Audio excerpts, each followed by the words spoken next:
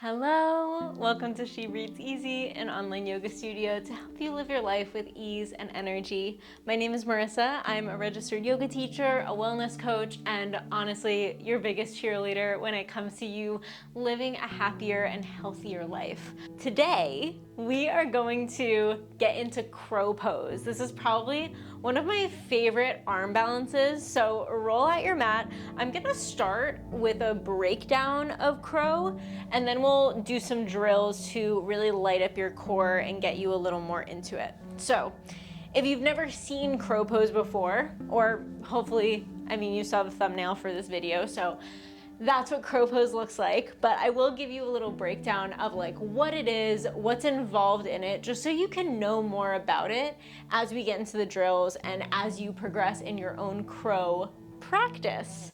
So crow pose, or Bakasana, is an arm balance, and most arm balances really are what they say in the title. It's balancing on your arms. So as much as you are carrying the weight in your arms, it actually comes down to a lot of core and a lot of engagement and awareness. And I will say, a huge part of any arm balance or inversion or advanced yoga posture is going to come down to mindset as well. So really believing that you can get there, that you can float your legs up, that you can carry your weight. This is all a part, I think, of landing a really strong crow pose. So first I'll show you the setup. I want you to imagine almost like you're going into a chaturanga.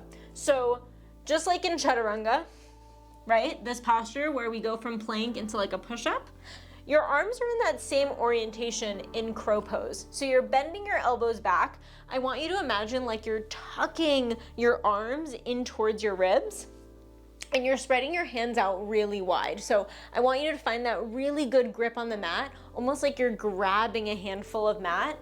We're not dumping the weight into the wrist or having no grip in the fingers. The fingers are actually gonna serve as your brakes, and I'll explain that in a minute. So just finding your hands shoulders width, elbows are back, right? And your biceps, your upper arms are tucked into your ribs. Now come onto your tippy toes, and I want you to find your knees on your triceps. Now, the biggest thing I see when I teach this in an in-person class or to my private clients is that a lot of people bring their knees to the outside. So it's almost like your inner knee or even your inner thigh is balancing on your arm. And we actually want the knee to be connecting to the tricep. So there's a big difference between landing it here and then landing it here, okay? That's one big mistake that I see people make. Another big mistake is coming in a little too far, shifting your shoulders too far before lifting your hips up. So what I mean by that is the way that the weight is distributed here is that we want to first off find the knees in the proper place, right? Almost like on your triceps. Now, before you shift forward, you want to lift your hips up high enough. So if my hips stay low, right, we're packing a lot of weight in the back. And then if I shift forward too much, I don't know how else to say it other than gravity will not allow you to do the shape that you want to do if you do that. So in order to shift forward, we have to lift the hips up in order to carry the weight, okay? Another little hack I want to show you is using a block. So if you have a block at home, feel free to grab your block. And I want you to bring your feet on top of this block. Now this almost serves like a shelf and a little more support to get your feet closer to your butt, which is what creates that shape and that lean forward and what I was just talking about.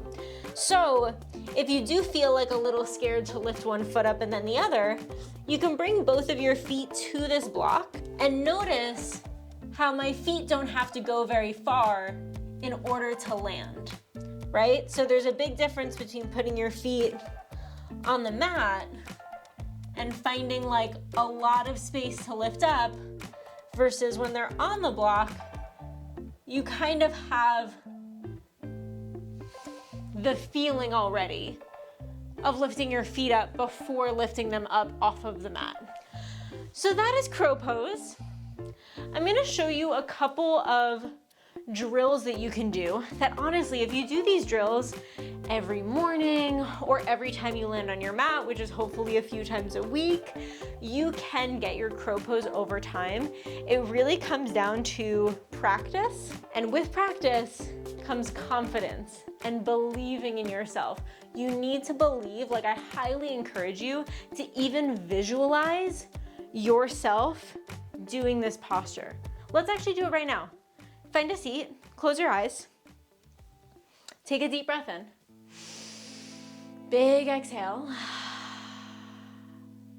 and in your mind's eye, imagine yourself right now in the clothes that you're in the space that you're in, on your mat, and imagine yourself going into crow pose, right? Finding the setup we just talked about. You look down and you see your hands. You bend your elbows back. You remind your arms to draw in towards your ribs. You draw your navel up and in. You find your core engaged. And you start to find your tippy toes inching towards your hands. You feel your hips lift up slightly as you shift the weight forward. And you lift one foot up. And you feel this float in your body. And you're like, oh my God, I feel it. And you keep looking out in front of you, looking far beyond the mat, like you're gonna fly. And you lift up your other foot, and you feel the strength in your body. You engage your core, you feel the strength in your arms. You keep looking out, and you find this balance. And you take a deep breath in, and a deep breath out, and slowly bring your feet back to the mat. Flutter the eyes open when you're ready. Do you feel that excitement, that joy, that belief in yourself, like, oh my God, I can do it? Because you can. And if it lives in here, it can also live out here. So come back to that vision. That's just as important as what we're about to do, which is engaging your core. And I'm honestly just gonna show you one thing that I think will really get you in the space of the engagement needed for crow. So come to the top of your mat and come into chair pose. Bring your feet about hips width, arms reach out nice and long. Draw the navel up and in and sit your hips back behind you. Really find the core engagement here. Lift your chest up, your ribs up a little more, and keep reaching up and out like you can pull your thumbs up and back behind you. Good, take one more breath. Exhale, can you get a little lower? Good, take a breath in, lift high. On your exhale, we sweep the arms back and lift the heels up, drinking bird. We're gonna do that a couple times. Inhale for chair pose, heels drop, arms lift. Exhale, heels lift, arms sweep back, drinking bird. Find the balance. Inhale, reach it up. Exhale, sweep it back. Good, two more, inhale. Exhale. Last time, inhale, reach. Exhale, drinking bird. Now, nice and slow, keeping your heels lifted. Find somewhere to focus on to balance. We are slowly going to drop the heels as you reach your arms out in front of you, toe squat. Hips land on your heels. Arms reach out long, spine is nice and lifted.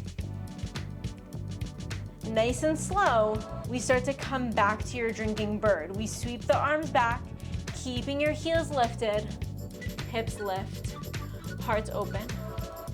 Take a breath in. Exhale, stay in your drinking bird. Good, inhale, chair pose.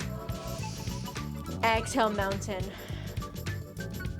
Bring your hands by your sides, palms face forward, close your eyes, breathe. And you can begin to play with that variation, moving from your chair to your drinking bird, to your toe squat. And I want you to have fun with that one. Really allow yourself to be in those postures maybe a little longer. and allow the transitions to be really slow. Bring your hands to your heart. Anjali Mudra, palms pressed, thumbs towards you. Deep breath into the body, fill up. Exhale it out, bowing your head down, thumbs to your third eye. Thank you so much for taking the time to learn more about crow pose with me. Like this video if you enjoyed it. If you want more, like learning more about crow pose, maybe I do another video that has like 5 core moves with like playtime for crow pose. I would love to hear your thoughts. If you have the goal of getting your crow pose, let me know in the comments, and I would just love to hear from you. Subscribe to my channel if you aren't already. And if you do want to get deeper into crow pose or really any kind of arm balance or inversion, I do have my private one-on-one yoga sessions. So I teach just like how we are right now, but on Zoom in a 60-minute coaching container. So I am flowing with you a full hour-long practice, and it's customizable to what you need specifically. It is such a special space. I absolutely love my one-on-one work. So if you do want to work privately with me, go into the description and book a free intention call. It's a free 30-minute call with me to essentially get to know you better and to see if we're the right fit to work private. So thank you so much for tuning in with me. I hope to see you in the next one. Thanks again. Bye.